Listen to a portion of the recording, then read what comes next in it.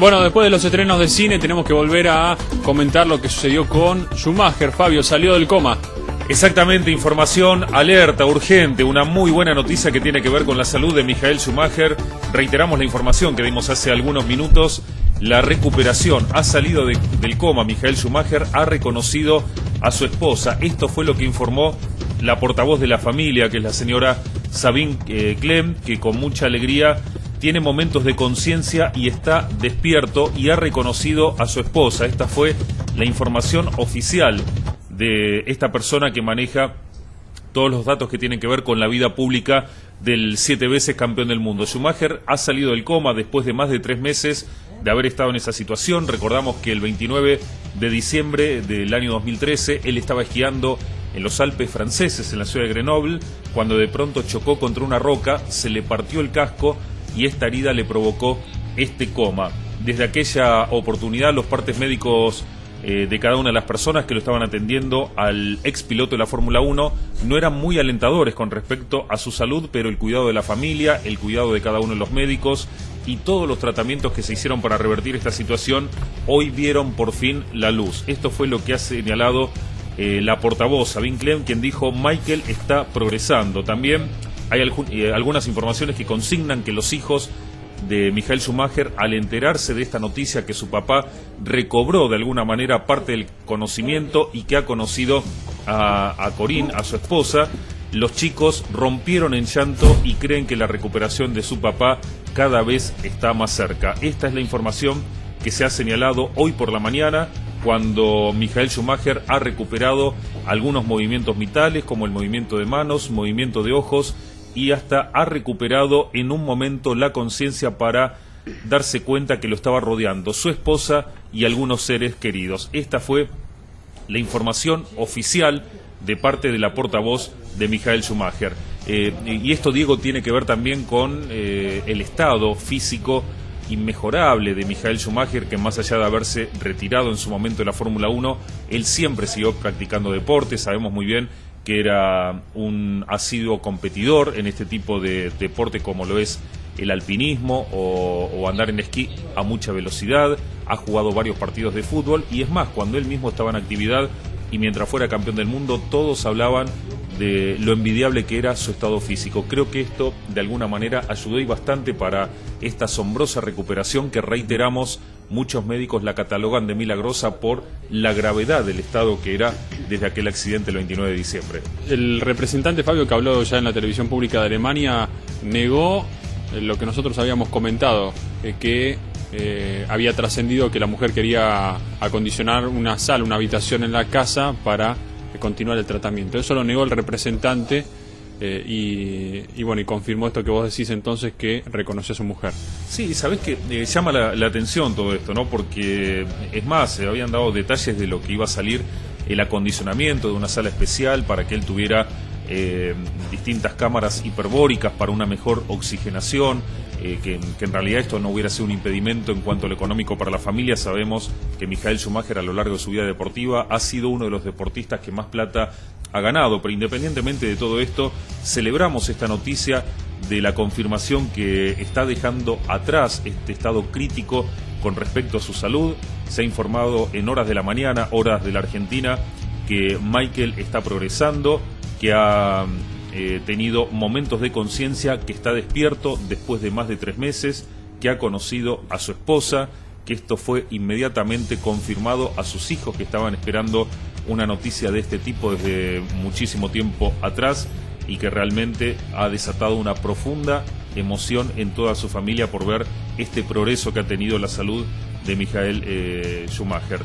Recordamos que el accidente gravísimo que él había tenido fue consecuencia de un choque con una roca mientras esquiaba en los Alpes franceses, en la ciudad de Grenoble, el 29 de diciembre pasado. Se temió por su vida en un primer momento, tuvo muchas operaciones en la cabeza, se le han quitado distintos coágulos, algunos de ellos no pudieron retirarlos por la intrusión que había causado en partes del cerebro, pero afortunadamente señalaron los médicos que la mayoría de ellos habían sido quitados en sucesivas operaciones. Esto fue el estado de salud con el que se encontró Michael Schumacher desde aquel 29 de diciembre, y afortunadamente esta noticia que te digo, nos causa una profunda emoción a toda la gente que nos está mirando, seguramente también por el tono milagroso que tiene esto. Muchos médicos descartaban por lo menos una recuperación de este tipo para el otrora 7 veces campeón del mundo. Vamos a hacer una cronología de lo que fue él como piloto de Fórmula 1. En 1994 ganó por primera vez un título mundial con una marca prácticamente desconocida hasta aquel momento, que era Benetton. Después, por supuesto, aquí lo vemos con el buzo antiflama de Ferrari, ¿no? Su gran marca. Es importante también saber cuáles van a ser las escuelas, ¿no? Después de 4 meses de un golpe fuerte en la cabeza, de estar en coma todo este tiempo, es difícil pensar que no le queda absolutamente ninguna secuela, ¿no? Sí, sabés que mientras seguíamos particularmente con esta información a través de la pantalla de Canal 26, se especulaban, que algunos médicos decían, si es que deja atrás el grado de conciencia, habrá que ver después cuál es el verdadero estado físico, qué impedimentos tendrá para moverse, para desplazarse, para caminar. Quizás esa ya sería la segunda etapa. La primera, por lo menos el primer gran paso, lo ha dado hoy a la mañana, hora de la Argentina, cuando se confirmó que despertó de ese coma. Sí, y también evaluar si hay o no un daño irreversible en el cerebro, ¿no? Que por parte del golpe que tuvo fuerte, quizás algunas partes del cerebro ya no puedan funcionar más y activar ciertas partes del cuerpo. Sí, habrá que ver cuáles son los partes médicos. Por lo menos lo que uno tiene en este primer momento es esta confirmación de parte de la portavoz de la familia, que es la señora Sabine Kem, que hace muchísimo tiempo que trabaja al lado del ex piloto de Fórmula 1. Tendremos que ver cuáles son los distintos partes médicos y realmente conocer cuál será el estado de salud de Michael Schumacher. El primer y fundamental paso lo dio, que fue recuperar la conciencia, abrir los ojos, mover algunas de sus extremidades después de muchísimo tiempo. Todos aquellos que vivieron alguna situación parecida a la de Michael Schumacher están ante un cuerpo inerte que no tiene ningún tipo de movimientos, y lo que hoy hizo el ex piloto de la Fórmula 1 fue realmente algo importantísimo, porque los médicos no esperaban este tipo de reacción, teniendo en cuenta la gravedad de lo que había sido aquel choque que sufriera con los esquíes. El doctor Alejandro Anderson es neurólogo y está en contacto con nosotros. Doctor Anderson, buenos días. Diego Codini y Fabio Vallejo los saludan. ¿Cómo le va?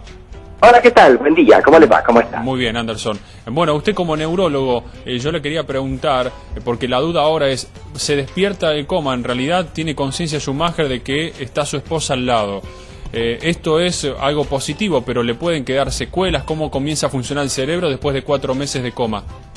Bueno, por un lado, por supuesto que siempre que los pacientes se conectan y salen del estado de coma, siempre es positivo, porque es un punto necesario para poder seguir recuperándose. Sí. Un estado de coma, ¿qué significa?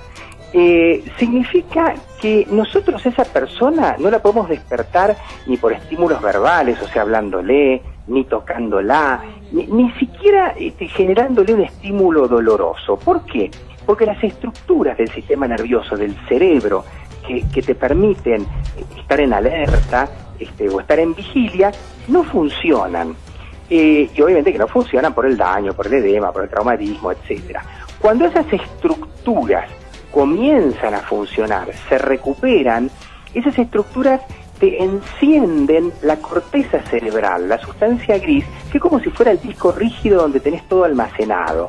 Entonces uno se conecta, se despierta y empieza a rescatar información que tiene almacenada en el cerebro, y por eso que reconoces primero lo más fácil, a las personas más cercanas tuyas, y después vas armando un poco la historia y te vas ubicando en el espacio y en el tiempo. Claro, hay pacientes que, mirá, se recuperan, se despiertan, pero les queda una secuela porque en algún lugar hubo algún daño. Eso ahora no se puede saber, porque tenés que tener un par de días para estudiarlo, tenés que hacer un examen de las funciones cognitivas importante, y además es dinámico, porque lo que quizás hoy no funcione, en 2 meses funciona. Doctor, ¿cuánto tiene que ver el tiempo que ha pasado desde que Michael Schumacher estuvo en coma y hasta este momento que se ha despertado? O sea, la ecuación es, ¿cuanto más tiempo pasa, más difícil es para la recuperación, o esto no tiene que ver con respecto a lo que le estoy preguntando? Cuanto más tiempo pasa, evidentemente que la posibilidad de recuperarte, y sobre todo de recuperarte en un 100%, es menor. Eso desde ya. Lo cual no significa que no haya casos de personas que luego de un tiempo prolongado se recuperan. A veces es en forma de escalones, porque hay pacientes que están en el típico coma que yo les describía recién, y luego ese coma pasa a lo que llamamos coma crónico, o estado vegetativo, que abren los ojos, parece que están explorando el ambiente, parece que reconocen a la gente que está, pero nunca logras un contenido de conciencia, porque todavía no logran sacar información de ese disco rígido de la corteza cerebral. Y un día, cuando lo logran, es cuando se conectan, que son esos casos que a veces escuchamos por los medios de comunicación de personas que han estado en estado vegetativo meses o años y un día de golpe se conectan y se enganchan. Ahora, a veces te enganchas muy poquito y esos son los estados de mínima conciencia. Doctor, yo leía sobre este tema y dicen que según las personas, las funciones cerebrales, cada una en particular tiene lo suyo. Entonces es como que no se puede llamar así a un estado de semejante un milagro, sino que hay posibilidades para todos salir de un coma. ¿Es cierto eso? Posibilidad de salir de un coma en la medida que uno no conoce a veces exactamente el daño que tiene un paciente. Uno podría decir, bueno, sí, todo el mundo tiene posibilidad, pero en realidad, al fin y al cabo, el estado de muerte cerebral es una forma de coma ya extrema, donde es absolutamente irreversible, no se puede volver para atrás. Todo depende de cuál es el daño que uno tiene, porque si para poder despertarnos, para poder salir del coma, necesitamos que las neuronas, que los circuitos que te despiertan, que se llama SARA, Sistema Activador Reticular Ascendente, si ese SARA no funciona, no te enciende la corteza cerebral, por más que tengas la corteza cerebral sana. Si vos tenés un daño en el tronco cerebral, que es donde está el sistema que te despierta, pero está dañado definitivamente, uno no se puede conectar, no se puede despertar. Y bueno, claro, uno se guía mucho por la evolución, y evidentemente que hay muchos cuadros que están como a mitad de camino, y entonces siempre queda la posibilidad. Pero la realidad es que si uno supiera que hay un daño definitivo del SARA, uno sabe que no puede salir del coma, porque todo esto es físico, todo esto es orgánico, es bioquímico, es un sistema eléctrico que te pone en acto, digamos, todo el contenido, toda la información que uno fue recabando en la vida. Y de esa manera uno se reconoce como persona, reconoce a los demás y reconoce lo que le rodea. Doctor, si bien cada paciente es un mundo distinto y ha habido muchos casos, hasta rozando lo milagroso, de recuperaciones extraordinarias, en el caso de Michael Schumacher, primero, ¿cómo se evalúa este daño que usted nos está comentando? Y en lo sucesivo, ¿qué posibilidades tiene de recuperar las capacidades que tenía antes del accidente? Miren, hay dos herramientas fundamentales para saber cómo está una persona o incluso hacer un pronóstico.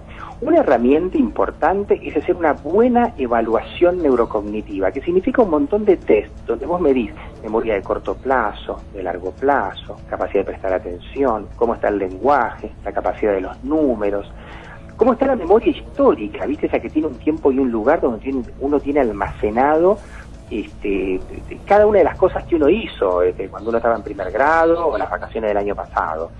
Y después otro lugar del cerebro donde tenés archivado esa memoria de lo enciclopédico, que es lo que estudiaste, digamos, ¿no? Uno sabe cuándo fue la Revolución Francesa porque lo estudió en los libros, ¿no? Porque estuvo ahí.